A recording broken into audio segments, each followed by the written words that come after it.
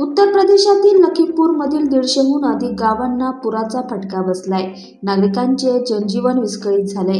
अशातच लखीमपूरच्या एका गावात हृदयद्रावक घटना घडली. पुरामुळे वाहतूक ठप्प झाल्याने दोन भावांना आपल्या बहिणीचा मृतदेह खांद्यावर घेऊन सुमारे 5 किलोमीटर चालत घरी पोहोचावे लागले. एक भाऊ थकला की दुसरा भाऊ बहिणीचा मृतदेह खांद्यावर घेऊन जायचा. त्यांना घरी पोहोचायला 2 तास लागले. ही घटना बुधवारी घडली. घटनेचा मन हिलावून टाकणारा व्हिडिओ आज समोर आला. शिवानी असे बहिणीचे नाव आहे. ती अलगज महाराज नगर येथील असून ती 12वीची विद्यार्थिनी होती.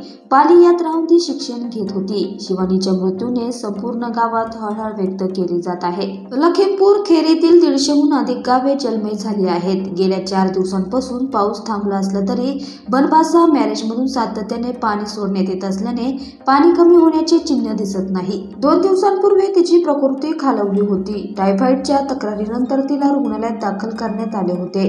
बुधवारी तिची प्रकृती आणखी बिघडल्याने डॉक्टरांनी तिला लखीमपूर येथे नेण्यास सांगितले. लखीमपूरला नेत असताना वाटेतच शिवानीचा मृत्यू झाला. भावांना बहिणीच्या डोलीला खांदा द्यायचा होता. आज ते आपल्या बहिणीचा मृतदेह खांद्यावर घेऊन 5 किलोमीटर चालत आपल्या गावी आले, असे शिवानीचे वडील देवेंद्र यांनी सांगताना त्यांच्या अश्रूचा बांध फुटला.